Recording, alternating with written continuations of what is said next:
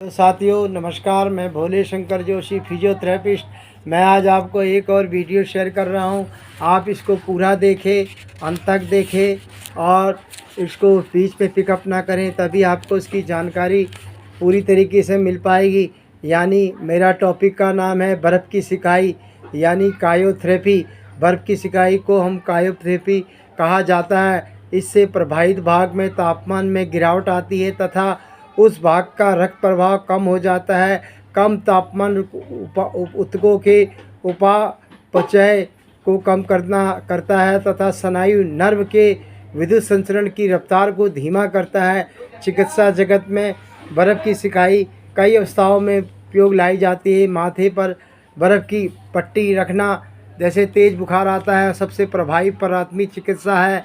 और किसी भी चोट को तुरंत बाद बर्फ़ का प्रयोग रक्त प्रवाह को रोकने तथा सूजन को कम करने से होता है। पेशी के अकड़ाव, पेशी जब अकड़ जाती है और अकड़ाव से होने वाली पीड़ा में जब दर्द होता है तो बर्फ़ की सिकाई प्रभावी होती है। और सब्सिटी केंद्रीय स्नायु तंत्र के कारण पेशियों की बढ़ी हुई टोन को कम करने के लिए भी बर्फ़ का उपयोग होता है। ठंडी सिकाई करने का सबसे प्रचलित तरीका है पानी में बर्फ़ के टुकड़े डालकर शरीर के भाग को उसमें डुबोना।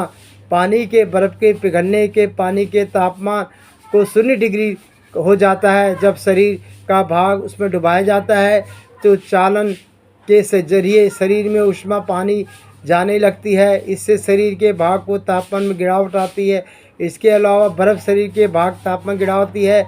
अलावा मिश्रित पानी में मोटे कपड़े तौलिए को डुबाकर बार बार रखना या फिर सिर्फ सीधे बर्फ़ के टुकड़े प्रभावी भाग पर मलने से विधियाँ प्रचलित है। आजकल कई प्रकार के जेल और ठंडे पैक मिलते हैं जिससे फ्रिज में ठंडा कर प्रभावी भाग पर लगाया जाता है। बर्फ़ के संपर्क में त्वचा और उसके ठीक नीचे ऊतकों के तापमान को एकदम कम हो जाता है, मगर मांसपेशी के तापमान में कमी आने पर समय लगता है। जो व्यक्ति त्वचा के नीचे मोटी चर्बी के परत की मोटाई पर निर्भर करता है। 1 सेंटीमीटर से कम की वसा परत वाले लोगों में 10 मिनट तक बर्फ़ सामने पेशियों के ताप में गिरावट आती है, लेकिन 2 सेंटीमीटर उससे ज़्यादा परत वाले व्यक्ति को सभी यही प्रभाव पाने के लिए 20 से 25 मिनट लग जाता है। चूँकि वसा की परत ताप कुचालक को काम करती है और एक बार ठंडा होने के बाद पेशी में तापमान काफ़ी देर तक कम रहता है। इससे बर्फ़ की प्रयोग में पेशी टोन में लंबे समय तक कम रखा जा सकता है। ऐसे पेशी अकड़ाव और सब्सिडी की चिकित्सा में बर्फ़ की सिकाई बहुत उपयोगी है। और खेलकूद की चोटों में की प्रभावित चिकित्सा में बर्फ़ का, जिसको हम आइस कहते हैं, कोई विकल्प नहीं। थके खिलाड़ी की तरोताज़ा करने से भी आजकल शीत स्नान का महत्व बढ़ा है।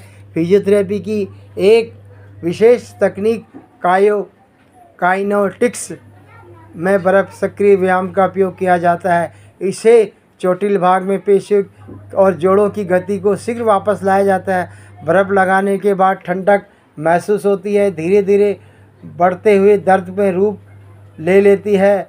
इसके बाद भाग शून्य संवेदना विहीन हो जाता है। दरअसल 4 डिग्री से उससे कम तापमान पर संवेदी स्नायु काम करना बंद कर देती है। जले हुए भाग पर बर्फ़ को तुरंत प्रयोग से जलन प्रभाव कम होते हैं, पीड़ा में आराम मिलता है तथा जख्म तेज़ी से भरते हैं। ठंडी सिकाई के दुष्प्रभाव अपेक्षाकृत कम है, मगर चिकित्सा के दौरान उनका ध्यान रखना आवश्यक है। कुछ व्यक्ति बर्फ़ के प्रति संवेदनशील होते हैं। ऐसे लोगों को में बर्फ़ का प्रयोग एलर्जी के लक्षण, त्वचा जलन होना और खुजली, दाने निकलना उत्पन्न कर सकता है।